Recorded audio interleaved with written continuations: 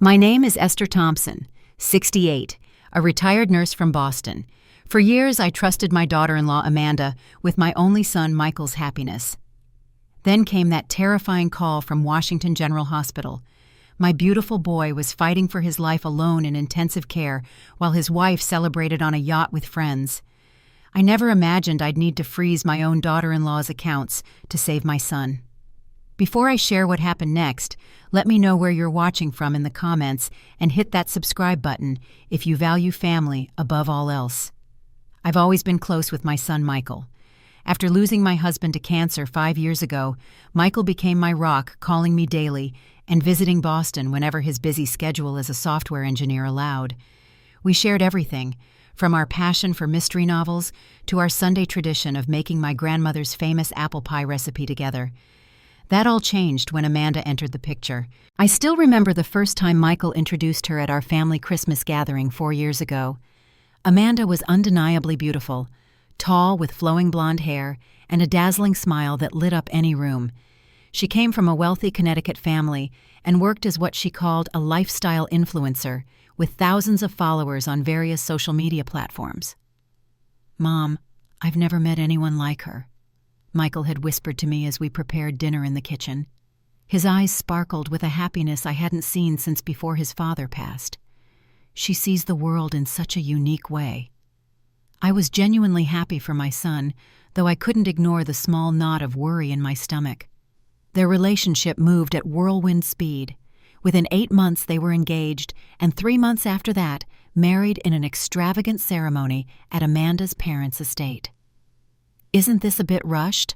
I had gently asked Michael during our mother-son dance at the reception. "When you know, Mom," he replied with such certainty that I pushed my concerns aside.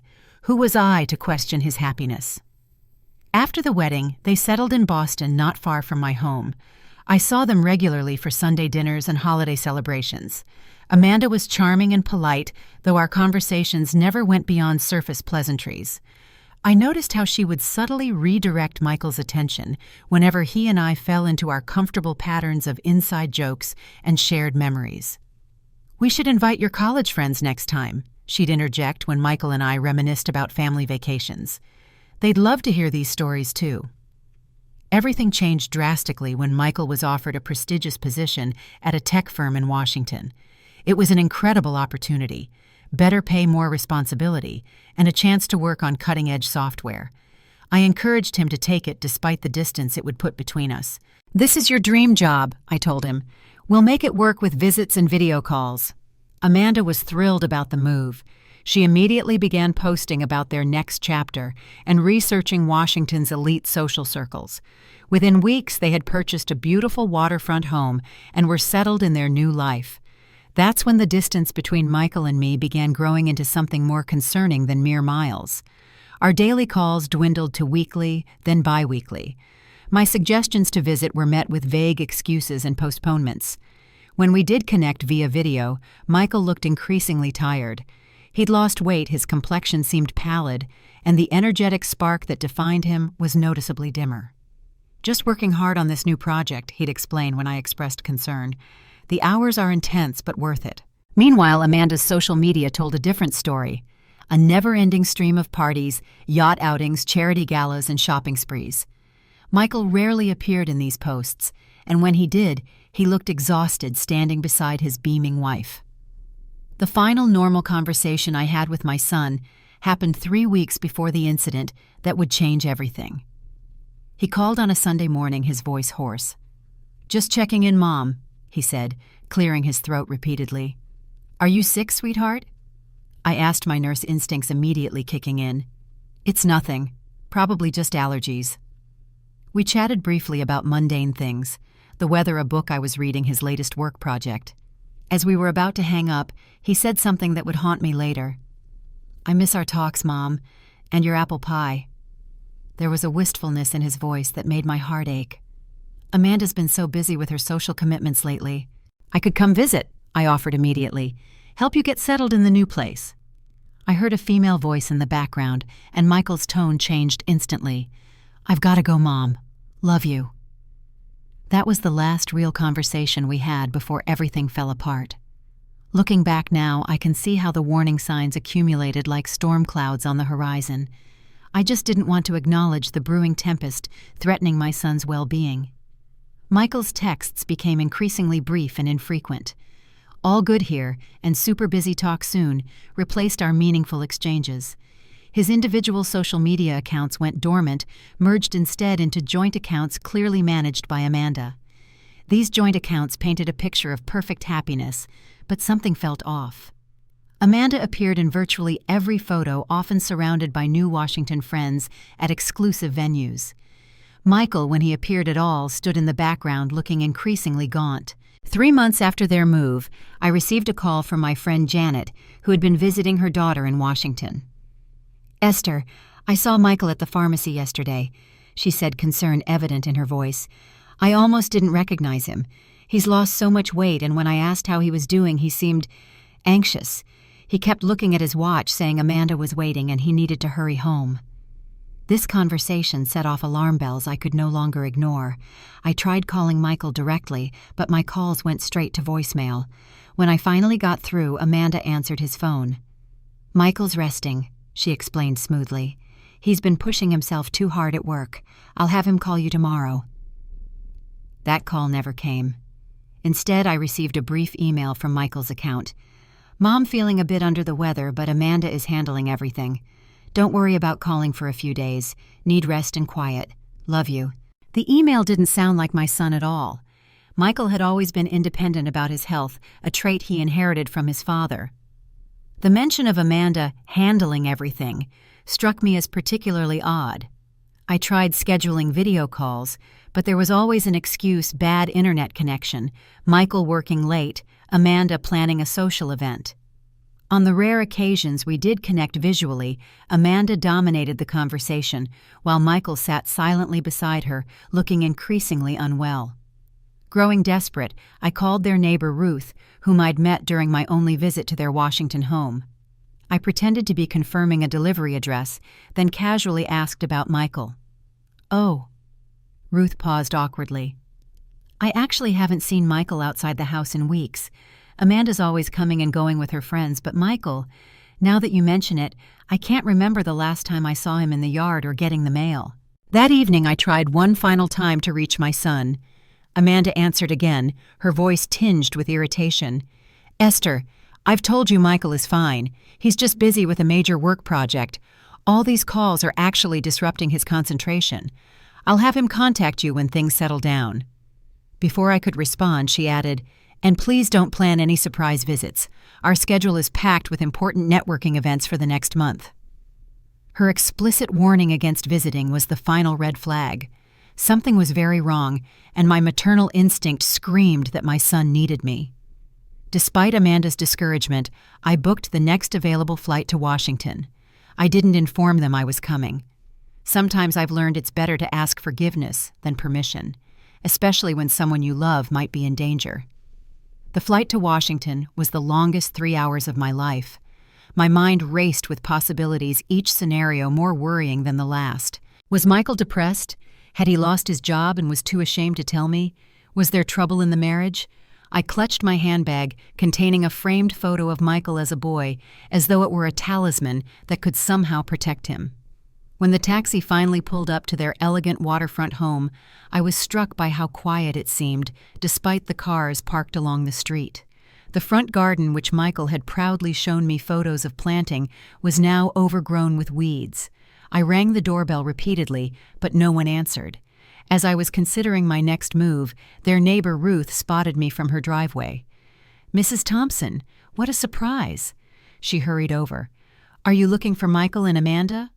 "Yes, I came to check on Michael. I've been worried about him." Ruth's expression shifted to one of confusion. "Well, Amanda left about 2 hours ago with a group of friends. They were all dressed up for some yacht party on the Potomac. Something about celebrating a successful charity fundraiser." My heart sank. "And Michael? Did he go too?" "Michael." Ruth looked genuinely perplexed. "No, I haven't seen him. Actually," she lowered her voice, "this might not be my place, but I don't think Michael has been well. I've heard coughing through the windows for weeks, and the few times I've glimpsed him, he looked terrible. I tried bringing over soup once, but Amanda said he just needed rest. Did she mention anything about a hospital? I asked my nurse's intuition now in full alarm. Hospital? No, nothing like that. Ruth's eyes widened. You don't think... I thanked her quickly and pulled out my phone, calling every major hospital in the area. On my fourth call to Washington Memorial Hospital, the receptionist confirmed what I feared most. Yes, we have a Michael Thompson in our care. Are you family? I'm his mother, I managed to say, my voice cracking. Where is he? What happened? He's in our intensive care unit, ma'am. I can't give details over the phone, but you should come right away. The world tilted beneath my feet. My son was in intensive care, and his wife was celebrating on a yacht. I flagged down a passing taxi with trembling hands. 20 minutes later, I was rushing through hospital corridors, directed by sympathetic staff to the ICU. Nothing could have prepared me for the sight that greeted me when I reached Michael's room. My strong, vibrant son lay unconscious, connected to multiple machines. A ventilator helped him breathe. His face was ashen, his body terribly thin under the hospital blanket. I nearly collapsed in the doorway. A doctor approached as I stood frozen in shock. Mrs. Thompson, I'm Dr. Patel, your son's attending physician. What happened to him? I whispered, unable to take my eyes off Michael. Dr. Patel guided me to a nearby family consultation room. Your son was admitted 5 days ago with severe pneumonia that had progressed to acute respiratory distress syndrome.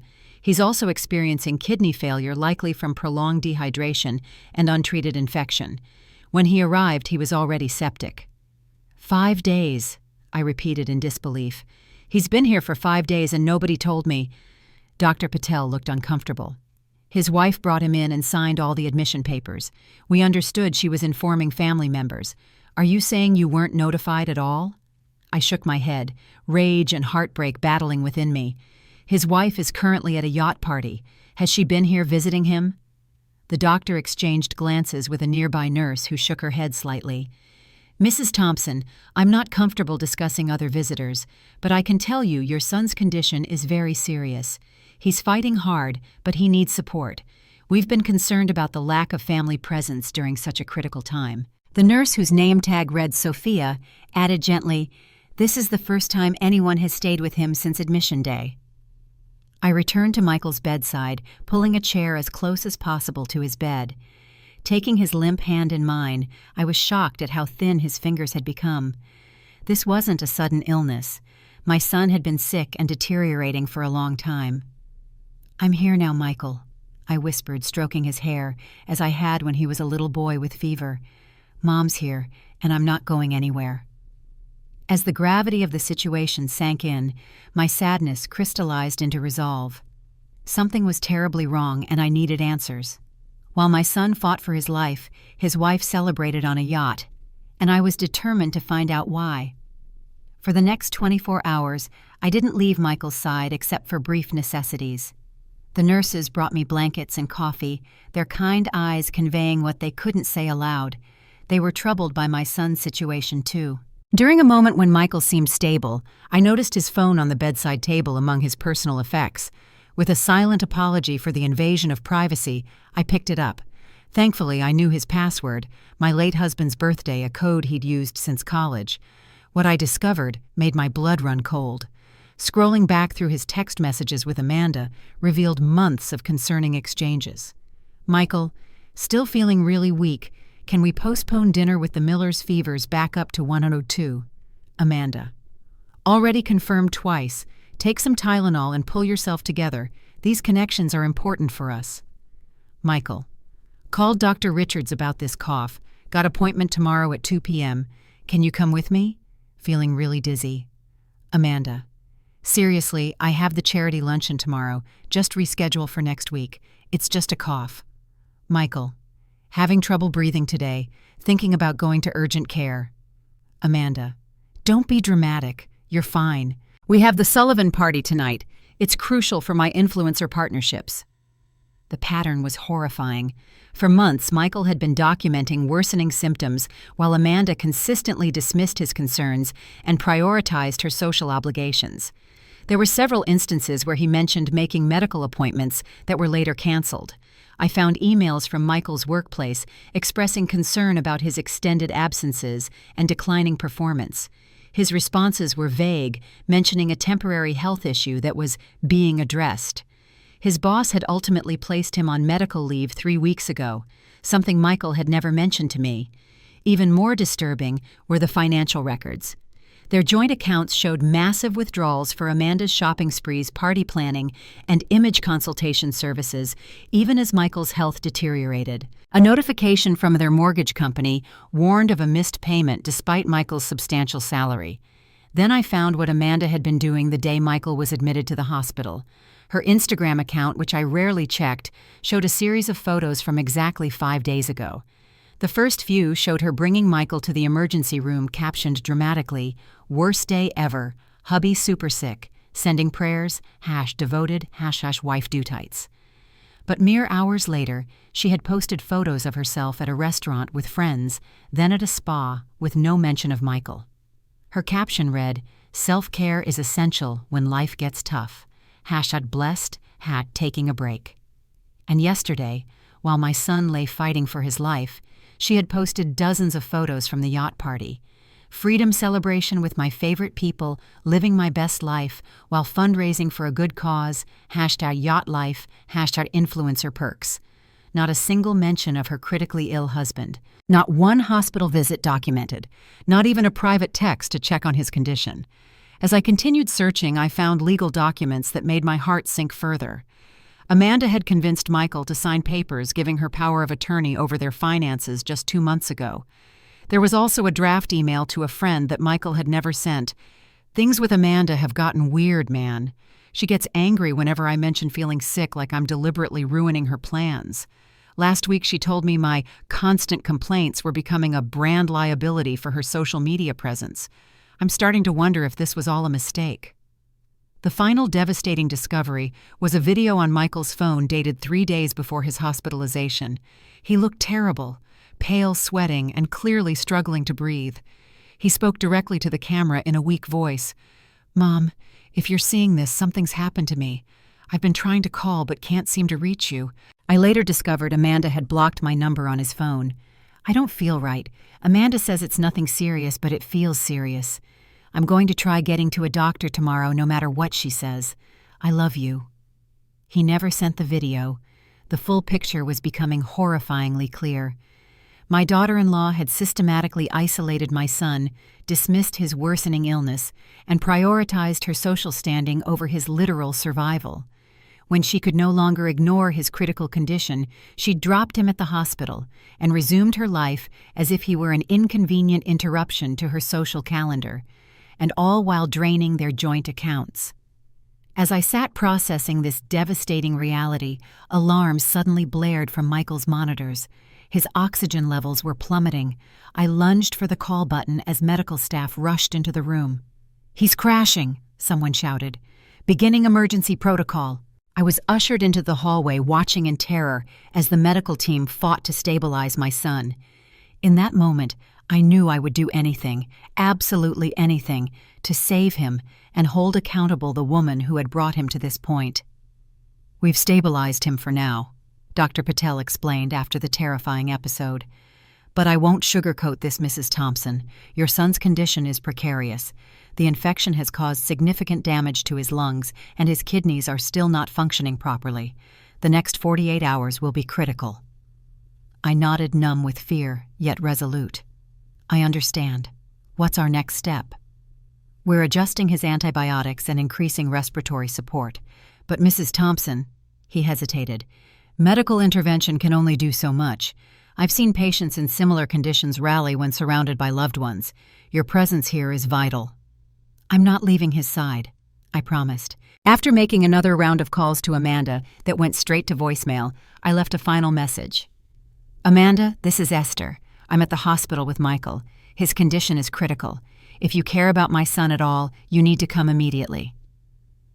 An hour later, as I sat holding Michael's hand and talking to him about happy memories from his childhood, Amanda finally appeared in the doorway. She was impeccably dressed in designer clothes, not a hair out of place, looking like she had come from a photo shoot rather than rushing to her dying husband's bedside. Esther, she exclaimed with exaggerated surprise. What are you doing here? You should have told me you were coming to Washington. The disconnect between her casual tone and the gravity of the situation was stunning. My son is fighting for his life, I said quietly, conscious of Michael lying between us. He's been here for 5 days, Amanda. Where have you been?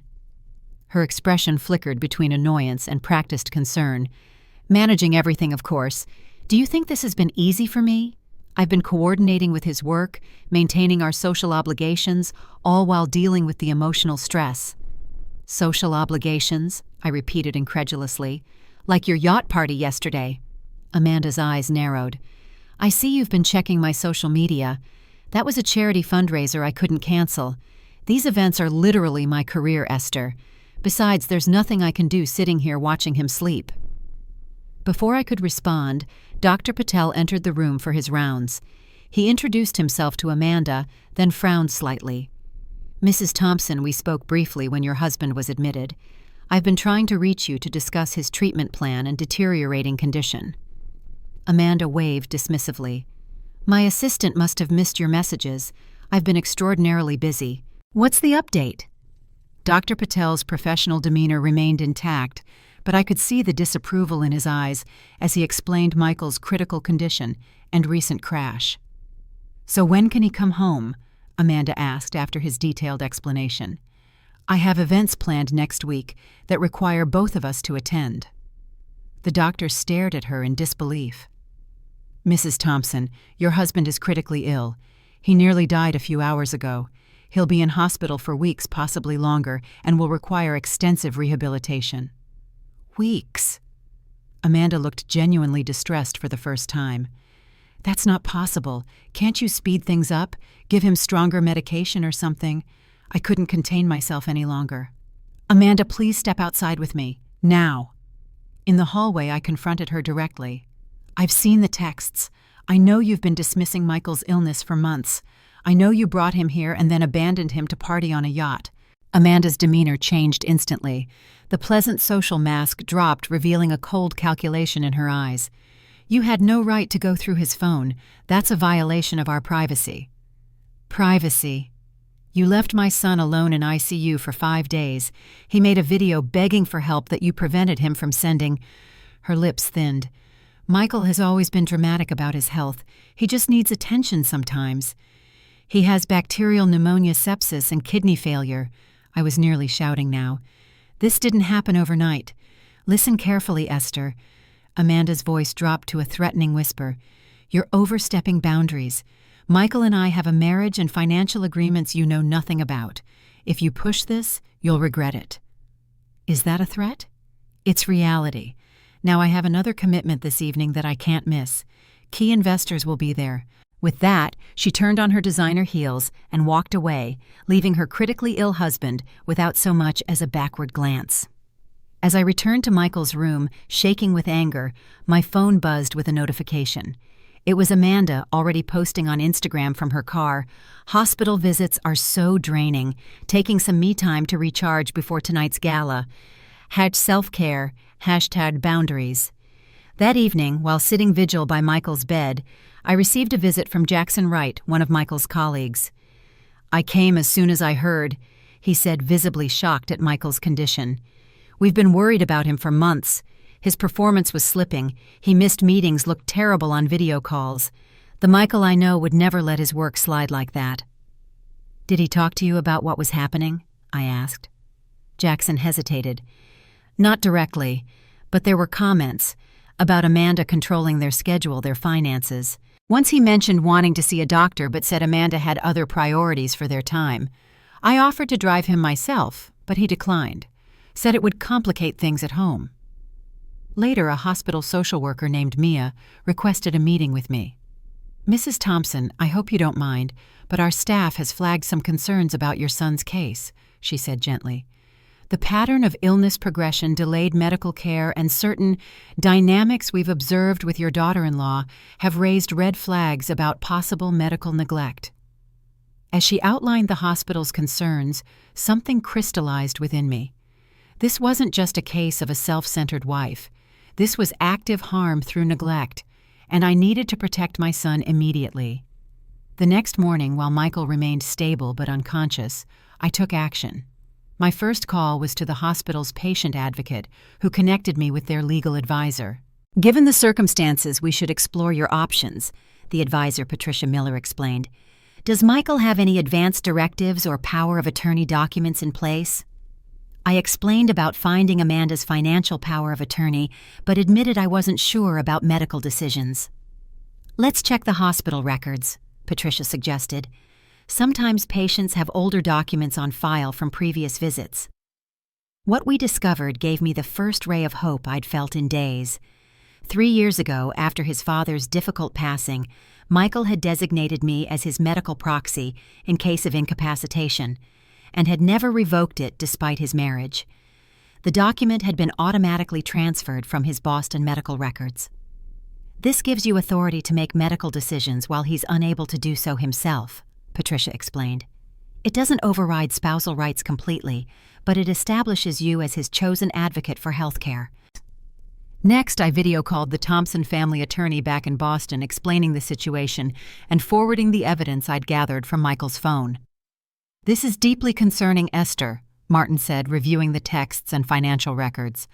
"Amanda has been exercising the financial power of attorney in questionable ways. The good news is, if Michael signed it while of diminished capacity due to illness or under duress, it can be challenged." "What about protecting what's left of his money in the meantime?" I asked. Martin thought carefully. "Are you still a co-signer on any of Michael's accounts?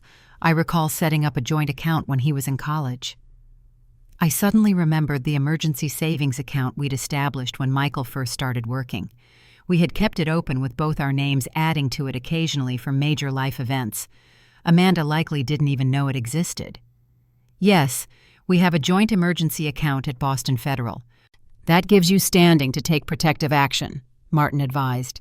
"As Michael's mother and medical proxy with evidence of financial exploitation during medical incapacitation, you can petition for an emergency freeze on joint assets to prevent further depletion until Michael recovers or a court reviews the situation."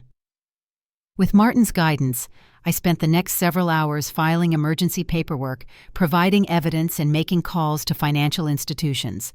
By that afternoon, I had managed to 1. Freeze the remaining joint checking and savings accounts.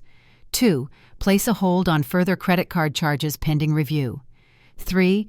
Alert mortgage and utility companies to potential payment issues. 4. Secure the retirement accounts. Amanda had begun trying to access. Throughout this process, Amanda remained absent from the hospital.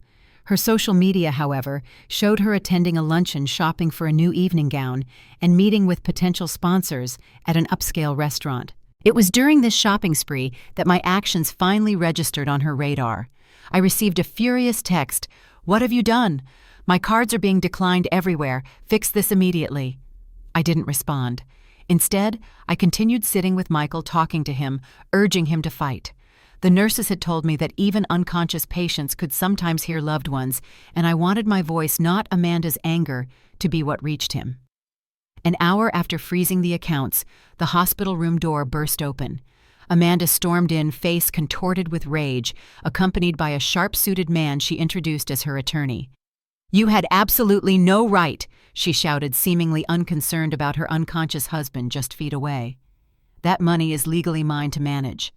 "Mrs. Thompson," her attorney began smoothly, "this unauthorized financial interference is actionable. We demand immediate restoration of access." I remained seated, holding Michael's hand. "I'm Michael's designated medical proxy. I've documented evidence of medical neglect and financial exploitation during his incapacity. Until my son can speak for himself, I'm protecting his interests." Amanda's face flushed crimson. "You vindictive old woman. You've hated me from the beginning." "Actually, I wanted to like you. I tried to like you," I replied calmly. "But you left my son alone in ICU while you partied. The hospital has documented your absence. The doctor couldn't reach you for critical decisions." "I was working. Those events are my career." "Posting champagne selfies while your husband fights for his life isn't work, Amanda. It's abandonment." Her attorney placed a restraining hand on her arm as she moved toward me. "Mrs. Thompson, we'll be filing for emergency relief. This financial hostage-taking won't stand." At that moment, Dr. Patel entered with 2 nurses and security personnel drawn by the commotion. "What's happening here?" he demanded. "This is an intensive care unit. Whatever this is, it needs to happen elsewhere." Amanda turned to him, suddenly tearful. "Doctor, my mother-in-law has frozen our accounts. My husband wouldn't want this." Dr. Patel looked between us, then spoke with quiet authority. "Mrs. Thompson, Amanda, your husband's condition remains critical. His brain is registering stress responses from the raised voices. As his attending physician, I'm limiting visitors to those who maintain a calm environment. Right now, that does not include you." "You can't kick me out. I'm his wife." "I can and will prioritize my patient's medical needs," he replied firmly. "Security will escort you to the administrative office where you can discuss financial matters away from this medical space." As Amanda was led away, still protesting loudly, I turned back to Michael. For the first time since I'd arrived, I thought I felt a slight pressure from his fingers against mine. Perhaps it was wishful thinking, but in that moment, I chose to believe my son could sense I was fighting for him, and I would continue fighting until he could speak for himself again. Over the next several days, a remarkable transformation began. With proper medical care, constant attention from the hospital staff, and my unwavering presence, Michael slowly started showing signs of improvement. His oxygen levels stabilized. The fever that had been raging through his system for weeks finally broke. His kidneys began functioning better. On the 7th day of my vigil, I was dozing in the chair beside his bed when I felt definite movement from his hand. I opened my eyes to find Michael looking back at me, confused but conscious. "Mom," he whispered, his voice barely audible through the oxygen mask. Tears sprang to my eyes as I pressed the nurse call button. "I'm here, sweetheart. I'm right here." The medical team rushed in to assess him and Dr. Patel confirmed what seemed like a miracle. Michael was turning the corner. Though still very weak and requiring extensive recovery, he had fought his way back from the brink. As Michael became more lucid over the following days, I gently began filling in the blanks about what had happened. His confusion turned to distress when he learned how long he had been hospitalized. "Amanda," he asked weakly, "where is she?" I hesitated, not wanting to upset him during his fragile recovery. "She knows you're here. We've had some disagreements about your care." But Michael was perceptive even in his weakened state. "She hasn't been here, has she?" It wasn't really a question. Slowly, painfully, the full story emerged from both my discoveries and Michael's own revelations. Amanda had begun controlling aspects of his life shortly after their move to Washington, isolating him from friends, monitoring his communications, criticizing his health concerns as weakness and attention-seeking. She kept saying I was imagining symptoms to avoid her social events. Michael admitted, shame evident in his voice. After a while, I started wondering if she was right. Maybe it was all in my head. "That's what abusers do, Michael," I said gently. "They make you doubt your own reality." His eyes widened. "Abuse no, Mom. She was just ambitious, focused on her career." "Sweetheart, neglecting your serious illness to the point of near death isn't ambition. It's abuse." Over the following weeks, as Michael grew stronger physically, he also began to recognize the manipulation he'd experienced. Hospital therapists identified clear patterns of emotional abuse and control in his relationship. Meanwhile, the legal situation developed rapidly. Amanda filed for divorce 2 weeks after Michael regained consciousness, demanding half of all assets despite their relatively short marriage. When her attorney saw the evidence we had compiled, including her abandonment during critical illness and financial exploitation, they quickly shifted to seeking a settlement instead. Michael's colleagues rallied around him, making hospital visits and ensuring his job remained secure during recovery. His boss, upon learning the full situation, was supportive beyond our expectations. "Take all the time you need," she told him during a visit. "Your position will be waiting, and we can arrange remote work during your recovery." I temporarily relocated to Washington, renting a small apartment near the hospital to support Michael's recovery journey. As he transitioned from hospital to rehabilitation facility, our bond strengthened in ways I hadn't expected. We spoke openly about everything: his marriage, his illness, his future plans. I should have seen the warning signs, he admitted during one of our daily walks around the rehabilitation center's garden. His strength was returning, though he still needed a cane for support. Isolation happens gradually, I replied, and Amanda was very skilled at making it seem normal. 6 months after that terrifying hospital admission, Michael was finally healthy enough to move into his own apartment. The waterfront house had been sold as part of the divorce settlement, and Amanda had moved to Los Angeles to pursue new influencer opportunities. "I feel like I'm waking up from a long nightmare," Michael told me as we unpacked dishes in his new kitchen. "I still can't believe I let things get so bad." "You didn't let anything happen," I corrected him gently. "You were victimized by someone who should have protected you." Michael had joined a support group for survivors of relationship abuse, which was helping him recognize that men could be victims too, and that illness could be weaponized as a form of control. His physical recovery was matched by emotional healing that grew stronger each week. As for me, I returned to Boston once Michael was truly stable, but with a new understanding of how quickly loved ones could be isolated and harmed. We established healthy boundaries with frequent video calls and monthly visits, but I was careful to support his independence rather than hovering protectively as I initially wanted to do. The experience transformed both of us. Michael became an advocate for domestic abuse awareness, particularly focusing on medical neglect as a form of control. I found myself speaking to senior groups about watching for subtle signs of isolation in their adult children's relationships. Most importantly, we rebuilt our relationship on a foundation of honesty and respect. Michael eventually returned to work full-time, started dating again much more cautiously, and even adopted a dog named Chance, a fitting symbol for his second chance at life. "You saved my life, Mom," he told me during my most recent visit. Not just at the hospital, but by showing me what real love looks like. It doesn't control or diminish. It liberates and heals. I think about those dark days often. The terror of finding my son near death, the rage at Amanda's callous abandonment, the determination that fueled my actions. While I would never wish such an ordeal on anyone, I'm grateful for the wisdom it provided. True relationships aren't built on social media images or material possessions. They're forged in hospital rooms at 3 a.m., in difficult conversations about hard truths, and in the courage to protect those we love, even when the path forward seems impossible. If you're watching someone you love become increasingly isolated or their health concerns being dismissed, please don't wait to intervene like I nearly did. Your instincts are often right, and sometimes a mother's determination can be the difference between life and death. Have you ever had to take drastic action to protect someone you love? Share your story in the comments below. And if this account helped you recognize warning signs in your own relationships, please subscribe and share this video with others who might need to hear it. Together we can build awareness about hidden forms of abuse and perhaps save someone else from the nightmare my son endured. Thank you for listening to our story, and remember that true love always protects, always trusts, always hopes, and always perseveres.